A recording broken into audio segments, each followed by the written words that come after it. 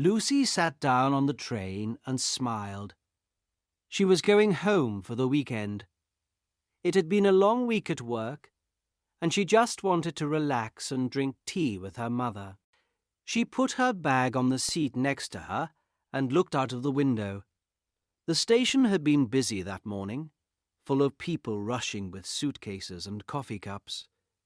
Everything had felt normal. The train started to move. "Tickets, please," said a voice. Lucy looked up. A tall man in a blue uniform stood next to her.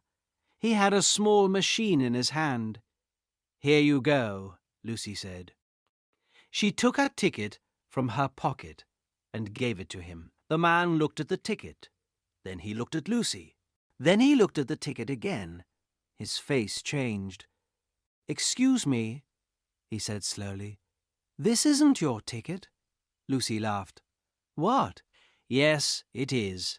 I bought it this morning." "No," the man said. "Look at the name." He showed her the ticket. Lucy looked at it carefully. The name on the ticket was not Lucy Parker.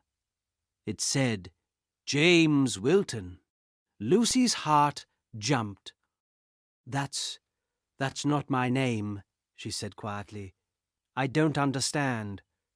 "Can I see your bag, please?" the man asked.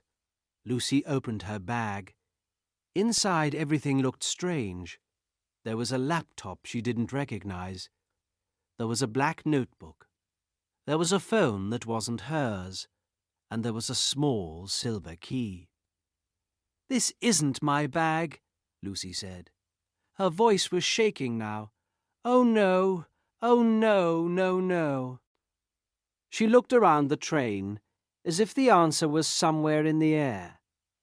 Other passengers turned to look at her. An old woman across the aisle gave her a worried look. Lucy's face turned red with embarrassment. But she couldn't stop thinking about her lost bag. Where was it now? Who had it? "Please, stay calm," the man said. "What happened exactly?" Lucy tried to think. "I was at the station this morning. I put my bag down for 1 second, just to check the departure board. There were a lot of people. Someone must have taken my bag and left this one." The man frowned. "And the ticket?" "It was in the front pocket," Lucy said. "I didn't check the name. I just saw the seat number and got on the train." The man sat down in the seat across from her. "Okay, let's think about this together. Where is your phone?" "It's in my other bag, the one I lost." Lucy put her head in her hands. "This is a disaster. I don't have my phone, my wallet, my keys. Nothing. I only have this stranger's bag." "Don't worry," the man said.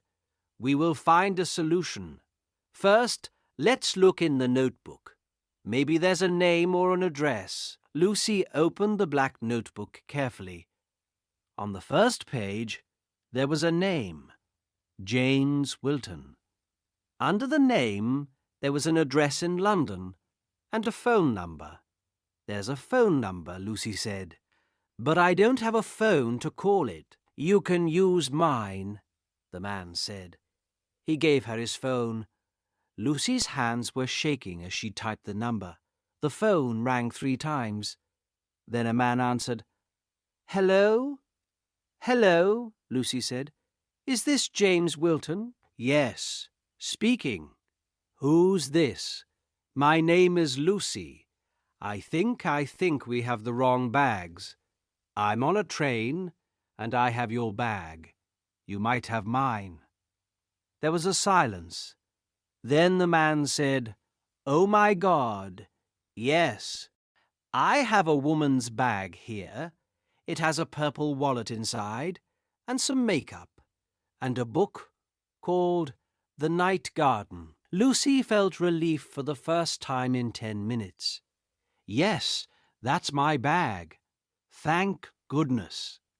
"Where are you?" James asked. "I'm still at the station." "I didn't leave yet. My train was delayed." I'm on the 10:15 train to Manchester, Lucy said. I'm already moving. I can't come back. Don't worry, James said. I have an idea. What's the next stop? Lucy looked at the man in the uniform. What's the next stop? She asked him. Stockport, he said. In about 25 minutes. Lucy told James. He was quiet for a moment. Okay, listen. I can get on a fast train to Stockport. It leaves in 10 minutes. If I hurry, I can be there before your train arrives. Are you sure? Lucy asked. That's a lot of trouble. It's fine, James said. I need my laptop for a work meeting tomorrow, and you probably need your things too, right? Yes, Lucy said. Everything is in that bag. My purse, my house keys, my phone. Then let's meet at Stockport station, James said. I'll wait for you at the main entrance. What do you look like? I have brown hair, and I'm wearing a green coat, Lucy said. And I'll be carrying your bag, obviously. James laughed. Okay, good. I'm wearing a grey jacket, and I have short black hair. See you soon. Lucy said goodbye and gave the phone back to the train worker. Well, he said, smiling now, it looks like you found a solution. Thank you for your help, Lucy said. I was really panicking. That's normal, he said. But everything is okay now.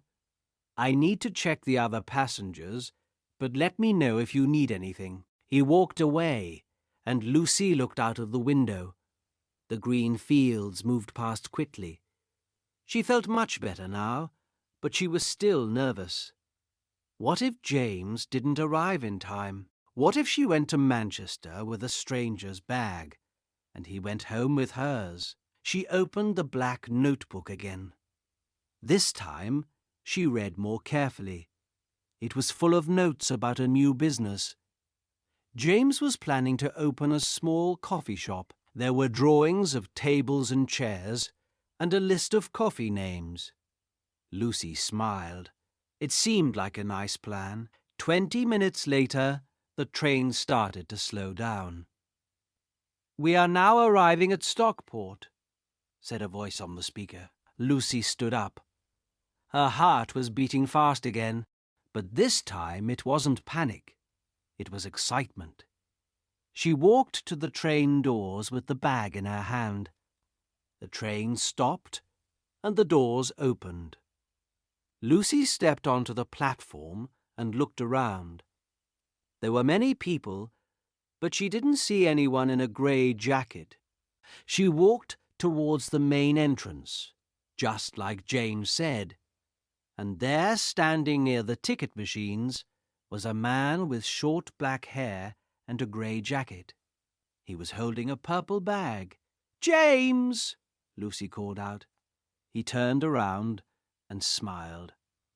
Lucy, thank God you made it. They walked towards each other. Lucy gave him his black bag, and he gave her the purple one. Let me check, Lucy said. She opened the bag quickly. Her purse was there, her keys were there, her phone was there, and her book too. Yes, everything is here. Thank you so much. Thank you too, James said. I really needed that laptop. Your bag actually smells like coffee, by the way. Very appropriate. Lucy laughed. I saw your notebook. Are you really opening a coffee shop? James looked surprised, then smiled. Yes, next month, actually, in London. That's exciting, Lucy said. Good luck with it. Thanks, James said. He looked at his watch. I should go. I need to catch a train back. But it was nice to meet you, Lucy, in a strange way. Same here, Lucy said, laughing. Next time, I'll check the name on my ticket before I sit down. Good idea, James said, smiling. They said goodbye, and James walked towards his platform. Lucy checked the departure board. There was a later train to Manchester, in 30 minutes. She sat down on a bench and took out her phone. She had 11 missed messages from her mother, asking why she wasn't answering. Lucy smiled and started typing. You won't believe what just happened to me. Before she sent the message, she looked at her purple bag again. Everything was safe inside. She felt lucky. It could have been much worse. The next train arrived on time, and Lucy got on carefully. This time, she checked the seat number twice and looked at her own ticket for a long moment. It really did say Lucy Parker. As the train left Stockport, Lucy thought about James and his new coffee shop. Maybe one day she would visit London and find it, just to tell him the story again, in person, over a cup of coffee. Her phone buzzed. It was a message from her mother. Are you still coming today? Lucy laughed quietly and typed back, Yes, Mum, but I have a very strange story to tell you. She looked out of the window one last time. The fields were green, the sky was clear, and for the first time that morning, Lucy felt completely relaxed. Her weekend could finally begin.